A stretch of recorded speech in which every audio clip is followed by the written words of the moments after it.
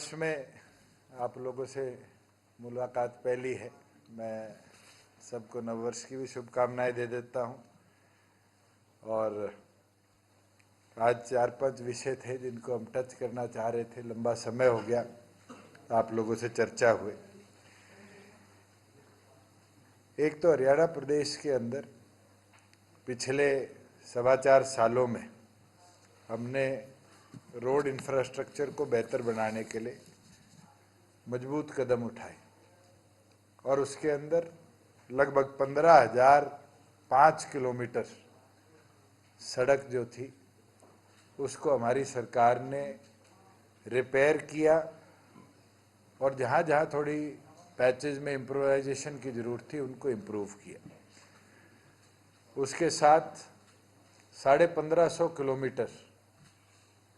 प्रदेश के अंदर नया रोड नेटवर्क जो एग्जिस्टिंग नहीं था उसको बनाने का काम किया। उसके साथ लगभग 2500 किलोमीटर हमारा प्रधानमंत्री ग्रामीण सड़क योजना, जिसके अंदर स्टेट और सेंटर पार्टनरशिप के साथ रूरल रोड इंफ्रास्ट्रक्चर को बेहतर करने का है, उस पे कदम उठाए गए। 1360 किलोमीटर नाबार्ड के फंड से हमने प्रदेश के अंदर रोड नेटवर्क को इम्प्रूव किया। कुल मिलाकर 20,399 किलोमीटर स्टेट फंड से और सेंट्रल एड से हमने जो हमारे एमडीआर, ओडीआर, लिंक सड़कें और स्टेट हाईवेज, इस रोड नेटवर्क को 4.25 साल में इम्प्रूव करने का काम किया है। इसके एडिशनल करनाल का, अंबाला का, पिंजौर का, झज्जर का,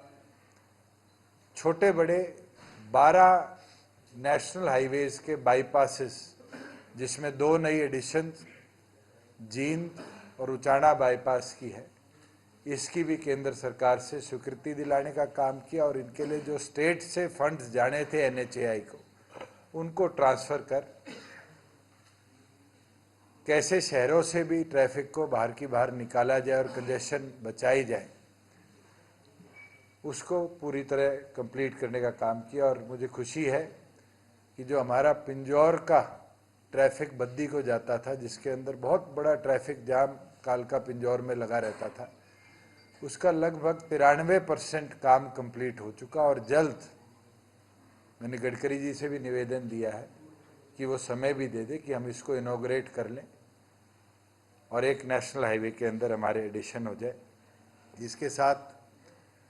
जो हमारे यमुनानगर से पोंटा साहब शहर के अंदर से सड़क जाती थी, उसकी भी केंद्र की स्वीकृति आ गई है कि अब यमुनानगर शहर के और जगाधरी शहर के ऊपर से पोंटा साहब के लिए नेशनल हाईवे ही बाईपास को बनाने का काम करेगा, जिससे धार्मिक स्थली को भी जुड़ने वाले हमारे इस रोड नेटवर्क को बाईपास के तौर पर हम जोड़ पाएंगे और ठेठ पोंटा साहब तक नेशनल हाईवे का निर्माण पूरा कर पाएंगे। 2 साल पहले हमने एक कदम उठाया था